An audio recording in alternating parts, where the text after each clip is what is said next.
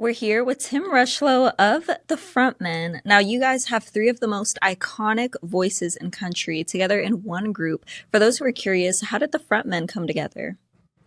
Well, the long story made short is Richie McDonald, the former lead singer of Lone Star, and Larry Stewart, the former lead singer of Russell's Heart, and myself, former lead singer of Little Texas. We did a couple charity events together, and we realized instantly, it was like, wow, we sound pretty good singing together. Lots of times, lead singers, that's just your role, and you don't really, maybe you don't do harmonies as well. You're just that front guy. But we realized that we sounded like we were brothers. And it was like, wow, we got great harmony. This is really fun. If we're ever not in our prospective bands someday, maybe we should go do the Frontmen. This would be kind of fun. Then that turned into every January for about 7 or 8 years. When our bands weren't touring, we went overseas and played for the troops, did a USO Navy entertainment tour, and we realized it was just very special, and people really loved what they were seeing, and we knew it was powerful. So once COVID was done, we were like, you know what? Let's go see if anybody cares about the Frontmen.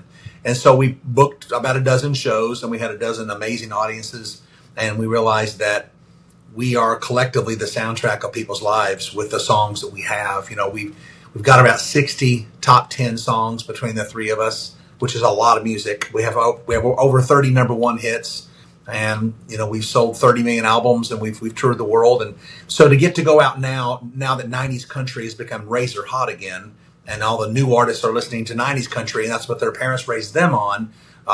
We're finding that there's a real need for what we do. And so to be able to go out and play, you know, God Bless Texas, or Amazed, which is in everybody's wedding song of all time, or Bluest Eyes in Texas from Larry Stewart. When you do the songs, and we just watch people every night, we watch their mouths going, oh my God, I forgot about this song. I forgot that I love this song, you know, so it's a pretty crazy good night of memories. And it's just a great show. We're really proud of it. That's wonderful. I mean, it's kind of like fate that you guys were brought together. And like you said, frontmen aren't usually able to harmonize and do that kind of thing, but you guys have this chemistry. It seems like you have this bond. And please correct me if I'm wrong. You've been performing together since about 2017. What have been some of the most memorable shows that you've ever done?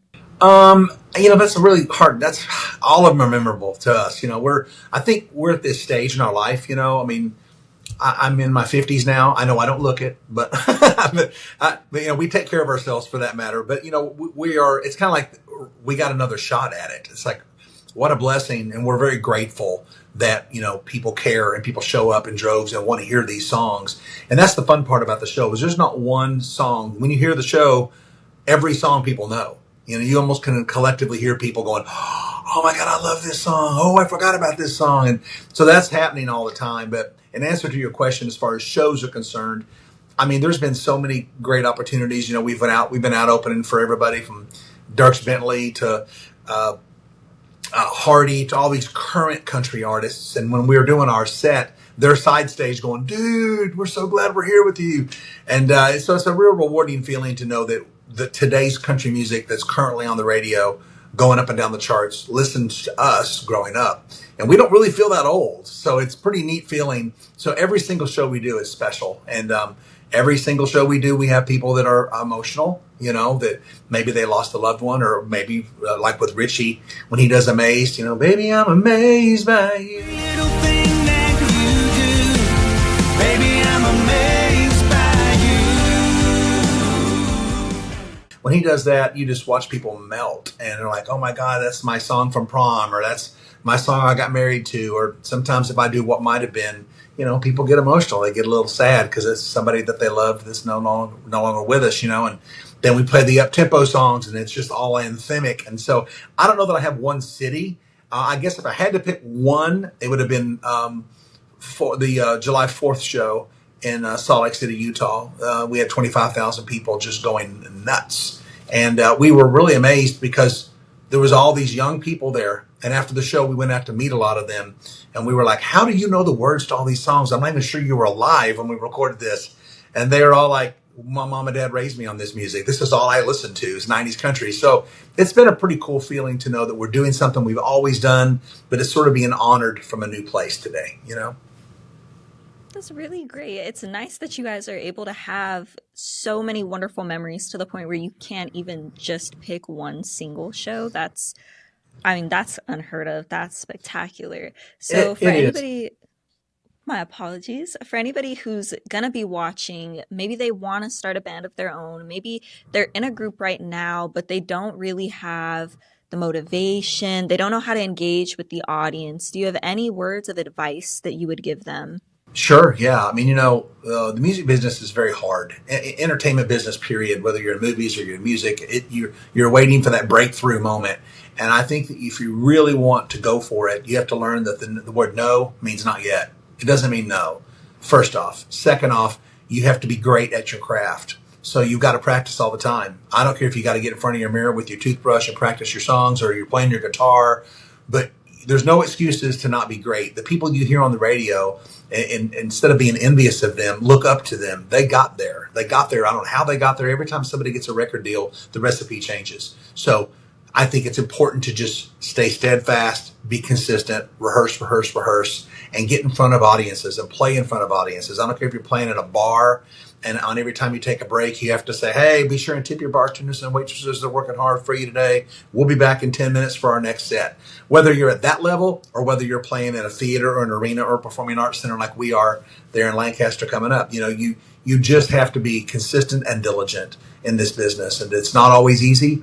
I mean, we've really defied the odds. The three of us have, sang for, we were the front men of three of the biggest bands in country music all through the 90s and the 2000s. And so, we still feel grateful that people care or want to come see us. But we also, one of our big mottos, and I say this to any young upcoming band or artist that wants to be in this business, you need to be as cool off stage as you are on stage.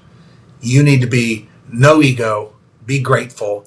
I saw an interview with Billy Bob Thornton yesterday, and he said, a lot of people ask me, why do you stop and talk to fans? And he said, well, if somebody wants to tell me their life story and how they grew up watching me in Sling Blade or one of these other movies, it's my obligation to listen to them, take a picture with them, tell them that I'm thankful for them, because they're the reason I'm even here. And I thought that is beautifully said, and I want to give him a high five when I see him, because that's exactly how we feel. We meet people after a show. We'll show up in the day at sound check and meet people that are working at the theater, and they're always like, wow, you guys are so nice. And I'm like, yeah, we're normal, and we only have a job because you guys are working here, and the fans that are going to come see the show tonight, we only have a job because they paid for a ticket to come see us play. I will tell you the show coming up is special though, because we've combined not only the hits people know us for, but a lot of holiday music as well. So we'll have some Christmas stuff in there, and we do Christmas pretty big. So we're excited about meshing the two genres together, letting people get their holiday vibe on, as well as hearing a bunch of hits as well. So it's going to be a great show. That's a really wonderful message. I mean, from you saying no doesn't always mean no. It's kind of like rejection is redirection. Just because one door closes doesn't mean other doors can't open up for you. And then again, remaining humble, like you said, not having an ego, remembering like at the end of the day, you're a person too. And I think you said it best. You guys are normal. You're normal people. You're gifted musically. So that was really great. And you actually answered one of the other questions for viewers who are going to be coming to your LPAC show on December 6th. You guys are going to be playing some classics along with some holiday music. That's exciting. Now, we are a couple weeks away from that December 6th date. For viewers who want to stay up to date with the Frontmen, or they want to get into contact with you maybe beforehand, how can they do that? It's easy. You can go to thefrontmenlive.com. You can also find us at the Frontmen Live on Facebook, the Frontmen Live on Instagram, the Frontmen Live on TikTok. We're pretty responsive with people if they're asking questions. We'll probably talk to people after the show. We always hang out and meet people and say thanks for coming. And so if somebody's got something they want to talk to us about or say something, we're pretty hands on. We're easy to find. We don't just disappear in a limo after the show. We like to hang out with people, and that's part of what I think keeps us grounded. Like I said, we're grateful.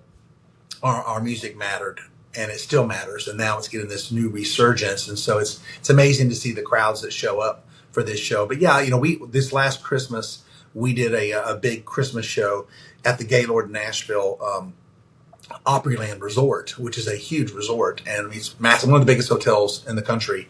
And they have a holiday show, and we did our show there for them. We had a residency. So a lot of those songs from that show, we love them. And so we incorporate those into the set.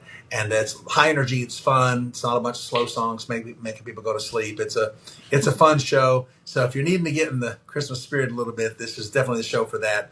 but as well as that, it's packed full of hits. So there's really not anything you're going to hear that you don't know, which is pretty cool. Well, that's great. I'm looking forward to it. Tim, do you have any closing thoughts? Anything you want to share with viewers? You know what? Yeah, I'll tell you this. I know people work really hard for their money, and it's not always easy when you're trying to, go see a show. It's expensive. You're buying tickets. You got to go there. You have a date night, whatever. Put dinner in it with it. It's a lot of money. So I would say that if you're wondering whether you would want to see this show or not, imagine that you're getting three artists with three different catalogs of hits all in one night, plus the Christmas holiday music. This is the night you want to go spend money to come see a show. I wish I was in it so I could brag about it, but I like shows like this personally. When I go see shows, I went and saw a rock show that had four singers from four of my favorite rock bands, and it was incredible because I got to see all those songs from four different people in one night. It's the same thing with the Frontmen. You got three voices: Restless Heart, Lone Star, Little Texas. We were the guys that sang those hits, and so we've got all that catalog covered. But then you've got this Christmas stuff as well. So if you're wondering what to do, make your date night with us December the 6th there in Lancaster, because we're coming to town. Performing Arts Center is going to be rocking with some jingle bells and some other stuff as well. So come see the show. We'd love to have you guys there. We won't let you down. Wonderful. I'm excited for a night, like you said, full of classic country hits and even some Christmas music mixed in between. Well, Tim, thank you so much for your time. I hope you guys Yeah. have a great show tonight in Florida. Thank you so much. We'll see you soon.